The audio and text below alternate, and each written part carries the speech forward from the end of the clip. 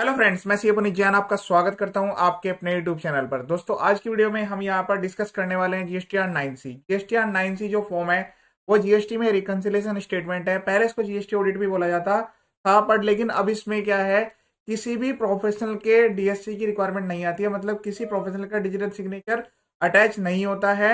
आप इसको खुद से ही अपने डिजिटल सिग्नेचर या ईवीसी के थ्रू फाइल कर सकते हैं। जीएसटीआर 9C फाइल करना काफी आसान है, बट उसके लिए जरूरी है कि आपने जीएसटीआर 9 जो कि एनुअल रिटर्न है उसको सही तरीके से फाइल किया हो। जीएसटीआर 9 के लिए मैंने लेटेस्ट अभी अपने यूट्यूब चैनल पर वीडियो अपलोड की थी। आप यूट्यूब पर सर्च करेंगे या गूगल पर सर्च करेंगे, ये पुनीत जैन के नाम से आपको चैनल मिल जाएगा। वहां पर मैंने लेटेस्ट वीडियो डाली है और जो प्रैक्टिकल इशूज आ रहे थे, प्रैक्टिकल प्रॉब्लम्स आ रही थी जीएसटीआर 9 की एनुअल रिटर्न की जो टेबल्स हैं उसमें, उसके लिए मैंने वीडियो अपलोड किए हैं कि आप किस टाइप से कौन सी टेबल में क्या डाटा एंटर करेंगे, कौन सी टेबल मैंडेटरी है कौन सी नहीं है। जीएसटीआर 9 की वीडियो आपके लिए काफी स्पेशल होने वाली है। पूरा प्रोसेस मैं आपको यहाँ पर बताने वाला हूँ, फिर उसके बाद यहाँ पर मैं फाइल करके दिखाने वाला हूँ आपको। वीडियो पूरा एंड तक देखिएगा, स्किप मत करिएगा। जीएसटी पोर्टल है, सबसे पहले आपको दो काम करने हैं यहाँ पर। सबसे पहले आपको क्या करना है, सबसे पहले आपको जो है डाउनलोड्स में जाना है, ऑफलाइन टूल्स में जाना है यहाँ पर। और उसके बाद जो है 9C ये जो आपको दिखेगा ऑफलाइन टूल, इसको आपको डाउनलोड कर लेना है। डाउनलोड पर क्लिक करेंगे तो फोल्डर में एक सेव कर लीजिएगा। मैं फिलहाल यहाँ पर डेस्कटॉप पर सेव कर लेता हूँ, ठीक है। फिर उसके बाद आपके सामने ये एक तरह से ये जिप फोल्डर आएगा।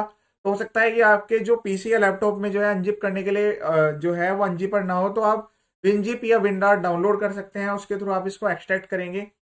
सेकंड काम क्या है, आपको लॉगिन करना है। लॉगिन करके आपको जीएसटी की एनुअल रिटर्न जीएसटीआर 9 की जो है वो पीडीएफ जो है वो डाउनलोड कर लेनी है, ठीक है। तो हमने यूटिलिटी जो है वो डाउनलोड कर ली। अब यूटिलिटी के बाद मैं इसको एक्सट्रैक्ट करूंगा। मैं डायरेक्ट आपको लेकर चलता हूँ, पहले यूटिलिटी को हमें कैसे एक्सट्रैक्ट करना है मैं आपको एक बार दिखा देता हूँ। तो मेरे पास डेस्कटॉप में इस टाइप से यूटिलिटी आ जाएगी। राइट क्लिक करना है, एक्सट्रैक्ट फाइल पर आपको क्लिक करना है। तो आपके सामने जो है इस टाइप से ऑप्शन आएगा। ये विनडार या विनजिप आप डाउनलोड करेंगे, उसके बाद आपको ओपन करेंगे तो ओपन करने के बाद ये यूटिलिटी आपको मिल जाएगी।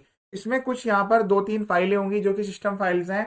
टेक्स्ट फाइल है, ये एक वेब फाइल है। तो इसको आपको डिलीट नहीं करना है और इसी फोल्डर में इसको ओपन करना है, अदरवाइज आपकी जेएसओन फाइल जनरेट नहीं होगी, ठीक है। जो प्रोसेस है पूरा उसी तरह से आपको फॉलो करना है, कोई भी उसमें मिस नहीं करना है। मैं इस पर डबल क्लिक करके इसको ओपन कर लेता हूँ। ओपन करने के बाद मेरे सामने यूटिलिटी आ जाती है, ठीक है।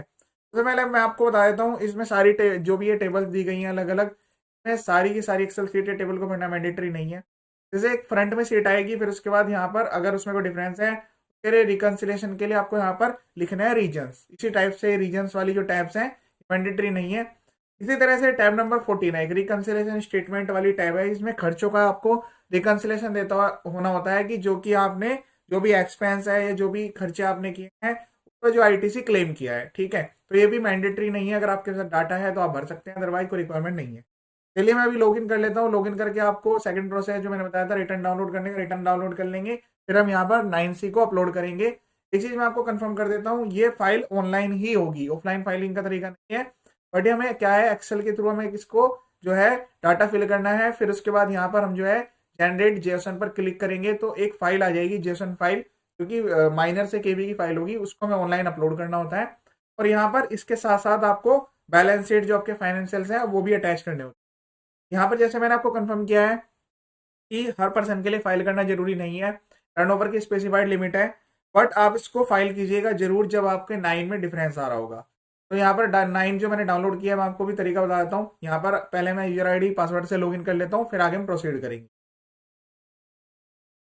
लॉगिन करने के बाद आपको यहाँ पर फ्रंट में मिल जाएगा रिटर्न डैशबोर्ड। यहाँ पर इसी में ऑप्शन आ जाएगा एनुअल रिटर्न का। फिर उसके बाद आप यहाँ पर सर्विस में जाके भी एनुअल रिटर्न को एक्सेस कर सकते हैं। रिटर्न में एनुअल रिटर्न में भी एक्सेस आ जाएगा। सर्च पर क्लिक करना है तो यहाँ पर जो है ये एनुअल है, एनुअल रिटर्न जीएसटीआर 9। पहले इसको फाइल करना जरूरी है, उसके बाद ही आप रिकंसिलिएशन स्टेटमेंट फाइल कर पाएंगे, ठीक है। 9C फॉर्म है। इसमें जो है डिजिटल सिग्नेचर या ईबीसी जो है आपका खुद का ही लगना है। अब इसमें किसी प्रोफेशनल की रिक्वायरमेंट नहीं आती है। तो अब ये रिकंसिलिएशन स्टेटमेंट 9C आप खुद से फाइल करेंगे। बट उससे पहले 9 जो डाउनलोड करना है वो पीडीएफ इसका डाउनलोड कर लेना, ठीक है। अब मैं 9 में आपको ओपन करके दिखा देता हूँ। 9 जो है आपकी इस टाइप से पीडीएफ एक आएगी, पीडीएफ फॉर्म में। तो आपकी सेल की डिटेल्स होगी, आउटवर्ड सप्लाई की। तो जो वैल्यूज है वो आपकी नेट ऑफ वैल्यू यहाँ पर मैच होना जरूरी है। नेट ऑफ वैल्यू क्या है, मेरी यहाँ पर टेबल्स के अंडर में वैल्यूज आ रही है। देखिए ये वाली वैल्यूज आ गई। फिर इसमें एडजस्टमेंट ये जो मेरी नील रेटेड या जो एग्जेम्प्टेड या नील रेट टैक्स वाली सप्लाईज है वो आ गई। तो मेरी जो फिगर है टोटल टर्नओवर वाली, ये 9 से मैच होना जरूरी है। जब तक ये 9 से मैच नहीं होगी आपकी एरर आती रहेगी, बार बार आप फॉर्म जनरेट नहीं कर पाएंगे। ये मैं सिंपल तरीका बता रहा हूँ। सेकंड थिंग आपको क्या करना है, जो आईटीसी यहाँ पर आपने क्लेम किया है, देखिए जो आपने आईटीसी क्लेम किया है उसकी भी मैचिंग होना चाहिए। आईटीसी को भी ये फॉर्म वेरीफाई करता है कि आपने 9 में क्या अपलोड किया। ठीक है, अब यहाँ पर हम जो आईटीसी है, मेरा आईटीसी जो मैंने अवेल किया है, मेरे टोटल आईटीसी है, उसकी मुझे वहां पर लेनी है। फिर इसके बाद टैक्स की पेमेंट की, जो टैक्स की पेमेंट है वो मैंने कैसे की है, जो मेरी टैक्स की पेमेंट है वो मेरी आईटीसी के लेजर के थ्रू होगी। इसमें जो टेबल आती है टैक्स की पेमेंट वाली, वहां से मुझे टैक्स की पेमेंट भी कंसिडर करनी है। आपको यहाँ पर बताया था मेरे जीएसटी आर 2 के हिसाब से है, ये टोटल सम वाली वैल्यू आएगी। ये मेरी टैक्स की डिटेल्स है। जो टैक्स वैल्यू जो है, टैक्स वैल्यू के लिए भी वहां पर एक सीट होगी, उससे डाटा मैच होगा। तो 3 सीट से यहाँ डाटा मैच होता है 100% जीएसटी आर 9 से जब हम फाइल करते हैं। ठीक है, अब मैं आपको बताता हूँ भरने का तरीका। तो यहाँ पर पहले जीएसटी आपको लिखना है, फाइनेंशियल सेलेक्ट कर लेना है। Legal name trade name mandatory नहीं है, आप लिख दीजिएगा ये। फिर उसके बाद अगर आपने किसी अदर एक्ट में भी ऑडिट किया, सपोज कीजिए आपकी ऑडिट जो है कंपनी एक्ट में हो रही है या फिर इनकम टैक्स में हो रही है, तो किसी अदर एक्ट में अगर ऑडिट के लिए आप लायबल है तो आप यहाँ पर डिटेल्स एंटर करेंगे, अदरवाइज रिक्वायरमेंट नहीं है, मैंडेटरी फील्ड ये नहीं है। अब यहाँ पर आ जाते हैं, सबसे मेन पार्ट है इसमें क्या है, रिकंसिलेशन आपको करनी है जीएसटी के टर्नओवर की अपने annual financial statements. Annual financial statement जो भी आपने बनाए हैं, जहां पर भी आपने अपलोड किए हैं, क्योंकि अब क्या है इनकम टैक्स में लिमिट हो गई है 10 करोड़ तक की, बट लेकिन वो भी सब्जेक्ट टू स्पेसिफाइड है 44 AB के अंडर में क्या प्रोविजन है जो है वो कंपनी के इसमें तो ऑडिट कराना मैंडेटरी है, तो उसमें फाइनेंशियल जो है वहां पर कोई ऐसी स्पेसिफिक टर्नओवर नहीं है। तो आपको जो फाइनेंशियल स्टेटमेंट के अकॉर्डिंग आपने टर्नओवर ली है वो आपको एंटर करनी है। ठीक है, अब उसमें टर्नओवर में क्या है कि जो ऑडिटेड बैलेंस शीट है, अब देखिए क्या है कि सेम पैन के अंडर में हो सकता है कि आपने अलग अलग स्टेट में जो है रजिस्ट्रेशन लिया हुआ हो, तो उसकी वजह से यहाँ पर डिफरेंस आएगा। तो उसमें कोई दिक्कत वाली बात नहीं है, क्योंकि यहाँ पर ऑटोमेटिकली है turnover including export as per audited financial statements for the state और यूटी। ठीक है, for multi GSTN units under same PAN the turnover shall be derived from the audited annual financial statement. यहाँ पर particular आपको suppose कीजिए आपका 4 state में registration है, तो चारों के लिए आपको अलग अलग जीएसटीआर 9 फाइल करनी है और अलग अलग ही जीएसटीआर 9C फाइल करनी है। बट लेकिन इसमें जो रेस्पेक्टिव फिगर है वो पर्टिकुलर स्टेट की आएगी, ऐसा नहीं है टोटल टर्नओवर की फिगर आ जाएगी। पर्टिकुलर स्टेट में या यूटी में जो आपकी टर्नओवर है वो यहाँ पर एंटर आपको करनी है। फिर इसके बाद ये कुछ ऐसी डिटेल्स हैं जो सबके लिए अप्लाइड नहीं होती है। Unbilled revenue eight the beginning of the year, कि पिछले साल में कोई ओपनिंग रेवेन्यू था वो इस साल में आया आपका। अनरजिस्टर्ड एडवांस है वो at the end of financial year, last में कितने अनरजिस्टर्ड एडवांस आपके बचे हुए हैं। ठीक है, क्योंकि इसकी जो फिगर्स है वो A B+C+D होने के बाद उसमें से E माइनस होगा। ई क्या है, क्रेडिट नोट। क्रेडिट कोई डीम्ड सप्लाई है शेड्यूल 1 की, क्रेडिट नोट से है वो लेस होंगे आपके। उसी तरह से जो है आपके, अगर आपने कोई ट्रेड डिस्काउंट या कोई भी accounting for the audited annual statement but are not permissible under GST, क्योंकि वो जीएसटी की सप्लाई मानी जाएगी तो वो यहाँ पर एड बैक हो जाएगा। तो काफी सारे ऐसे लोग हैं जो कि क्या कर रहे हैं, फाइनेंशियल स्टेटमेंट ट्रेड डिस्काउंट दिखा रहे हैं, तो ध्यान रखिएगा बाद में फ्यूचर में आपको जीएसटी देने की लायबिलिटी आएगी उसके। ये टर्नओवर अप्रैल 17 वाला फील्ड तो पहले साल में एप्लीकेबल था, अब तो ये इसकी कोई रेलिवेंस नहीं है। Unbilled revenue at the end of the year, जो एट द एंड वाला है अनबिल्ड रेवेन्यू वो आपका यहाँ पर लेस होगा टर्नओवर से। अब यहाँ पर जो इसी तरह से जो आई वाली फिगर अनस्टेड एडवांस एट द बिगिनिंग वो लेस होंगे, जो एंड वाले हैं वो ऐड होंगे। तो ये टर्नओवर आपकी प्लस माइनस होने के बाद यहाँ पर फाइनल टर्नओवर आ जाएगी। इसी तरह से कंबशन स्कीम वाली टर्नओवर की कितने पीरियड में आप रहे हैं, turnover section 15 rule they under for exchange वाले, या कोई ऐसी एडजस्टमेंट जो कि आपकी वजह से, इसकी वजह से आपका यहाँ पर डिफरेंस आ रहा है जो अपने बुक्स में लिया है। तो कुछ लोग क्या करते हैं, कैरीज इनवर्ड कैरीज आउटवर्ड उसकी भी ग्रुपिंग कर देते हैं टर्नओवर में। जबकि क्या होता है कि अगर देखा जाए तो कैरीज के केस में जो आउटवर्ड सप्लाई है उस पर आपको जीएसटी चार्ज करना होता है।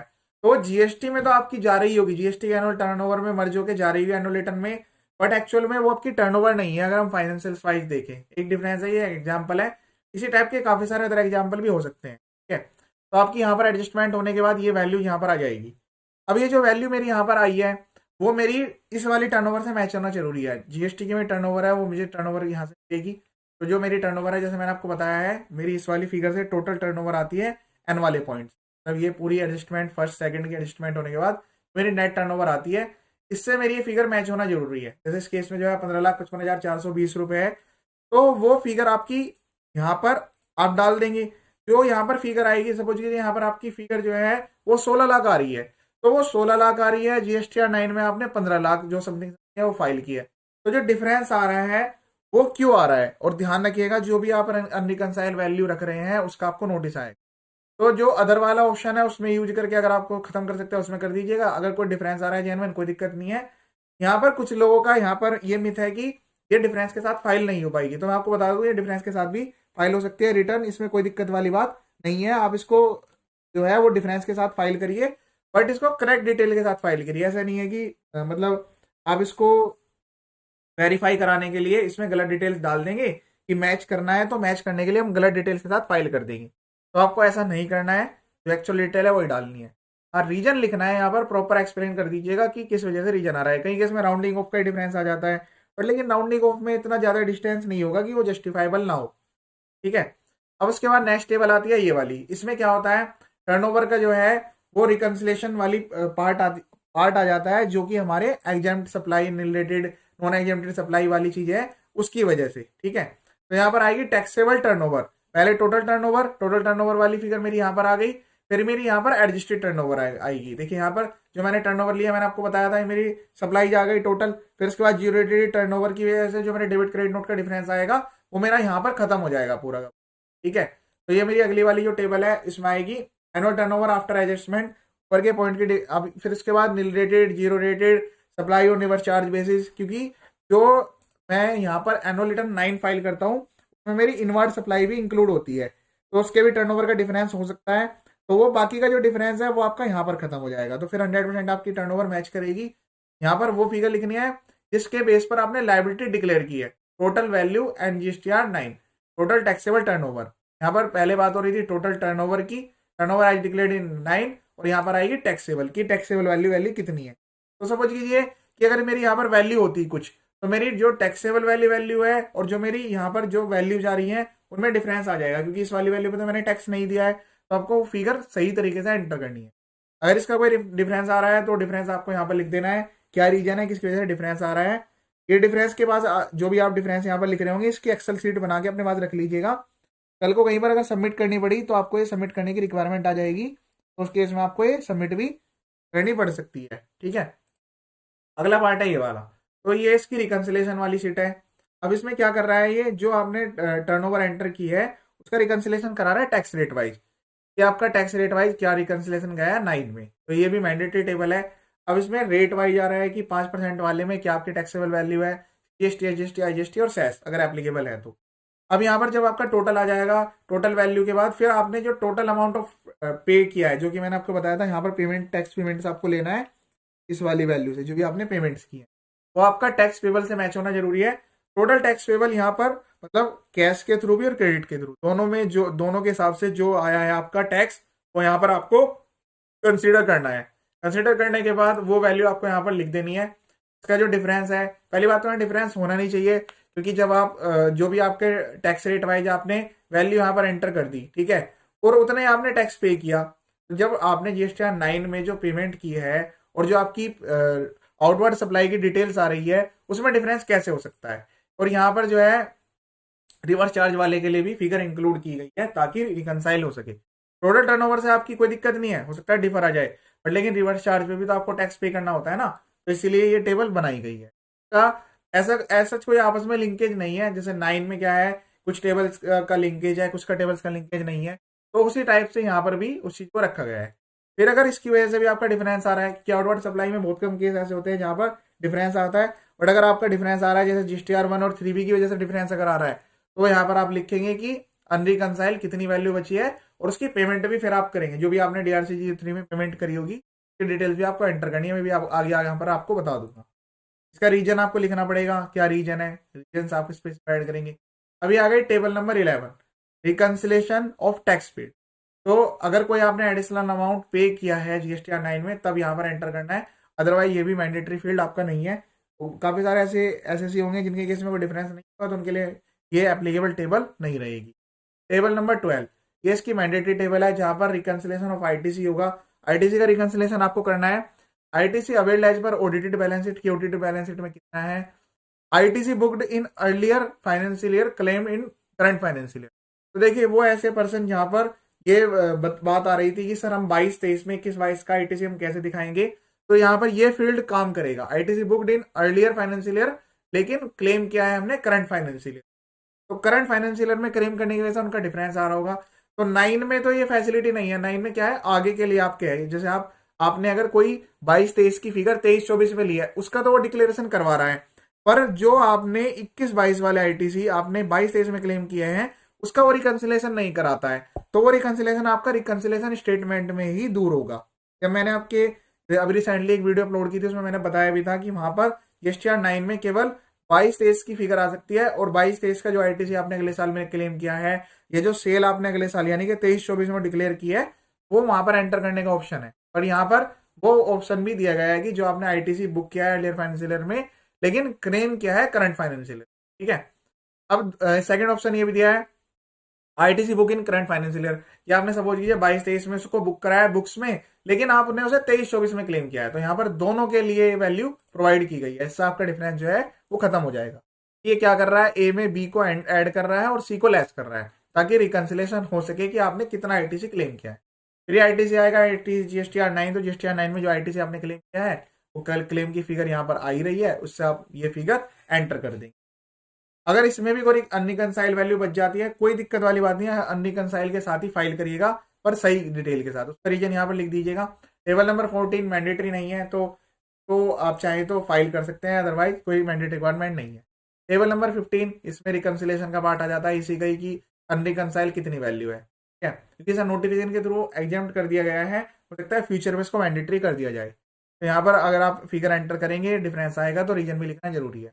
फिर इसके बाद टेबल नंबर 16, ये भी मैंडेटरी फील्ड नहीं है। ठीक है, ये तब आता है जब आपने अनरिकंसाइल आईटीसी पे एक्स्ट्रा पेमेंट की है, जो भी आपका अमाउंट पेबल है वो आप यहाँ पर एंटर करेंगे। ये तो लास्ट वाली टेबल है, ये वाली additional liability due to non reconciliation की, नॉन रिकंसिलेशन की वजह से आपकी कितनी एडिशनल लाइबिलिटी बन रही है, वो डिटेल यहाँ पर एंटर करेंगे। अगर कोई ऐसी डिटेल है फिर आप इसको ऐसे ही छोड़ दें। पूरी डिटेल्स एंटर करने के बाद आपको यहाँ पर क्लिक करना है, जनरेट जियोसन करना है। पहले हर शीट को वैलिडेट कर लीजिएगा, आपकी जियोसन फाइल जनरेट हो जाएगी। जनरेट होने के बाद फिर हम इसी पोर्टल पर दोबारा से यहाँ पर फाइल करेंगे इसको। फाइलिंग जो है वो ऑनलाइन ही होगी जेसन फाइल की। अब वो अपलोड कहाँ पे होगी, ठीक है, तो यहाँ पर इनिशिएटिव फाइलिंग पर आप क्लिक करेंगे। अब यहाँ पर ऑप्शन आपके पास आ जाएगा, देखिए यहाँ पर क्या कह रहा है, नो रिकॉर्ड। तो नो रिकॉर्ड क्यों आ रहा है, क्योंकि हमने अभी जेसन फाइल अपलोड नहीं की। जेसन फाइल जो है वो अपलोड करनी पड़ेगी पहले, यहाँ पर हमें प्रिपेयर ऑफलाइन पर क्लिक करके, तो यहाँ पर वो अपलोड होगी। जैसे हम चूज करेंगे, चूज करके जिस भी फोल्डर में आपकी फाइल, वैसे तो इसी फोल्डर में जनरेट होगी जहाँ पर यूटिलिटी रखी हुई है, तो इसी फोल्डर में वो आ जाएगी। यहाँ से हम उसको इंपोर्ट कर लेंगे। इंपोर्ट करने के बाद वो मेरा जो डाटा है वो यहाँ पर सेव हो जाएगा, जो भी मेरा डाटा है। अब जब मैं यहाँ पर इंसर्ट फाइलिंग पर क्लिक करूंगा, तो यहाँ पर ऑप्शन आएगा, यहाँ पर डिटेल्स आ जाएगी। अब यहाँ पर नो रिकॉर्ड इसलिए आ रहा है क्योंकि यहाँ पे आपने कोई डाटा एंटर नहीं किया है। ये 9C की पीडीएफ फाइल है, इसको एक बार डाउनलोड करके चेक कर लीजिएगा क्या डाटा इसमें आ रहा है। ठीक है, अब अगर कोई एडिशनल पेमेंट आ रही है DRC03 के थ्रू आपको पेमेंट करनी है, तो आपने पेमेंट करके चलान आपके पास रख लेना है। चलान की पेमेंट करके DRC03 की पीडीएफ, उसकी जो अटैचमेंट है वो आप यहाँ पर लगा दीजिएगा। इसमें बैलेंस शीट और प्रॉफिट एंड लॉस की बात की जाती है, तो बैलेंस शीट और प्रॉफिट एंड लॉस जो अकाउंट है वो आप सेल्फ सर्टिफाइड लगा सकते हैं, अगर आपके ऊपर ऑडिट एप्लीकेबल नहीं है। अगर आपके पास ऑडिट एप्लीकेबल है आपके ऊपर, तो फिर आप ऑडिटेड वाले लगाएंगे।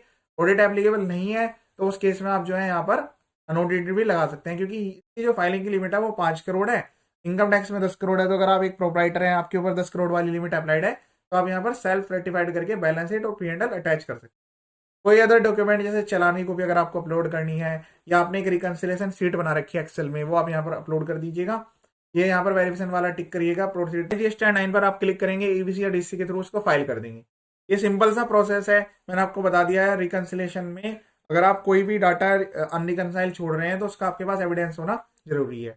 ये कंप्लीट वीडियो था, इस वीडियो को शेयर भी कीजिएगा। इसी टाइप के काफी सारे वीडियोज मेरे यूट्यूब पर अवेलेबल हैं, इनकम टैक्स, जीएसटी, उसके अलावा जो MCA, ROC फाइलिंग सब कुछ यहाँ पर अपलोडेड है।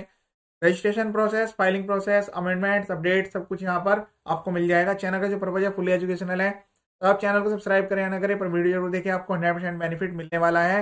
ये वीडियो देखने के लिए थैंक यू सो मच।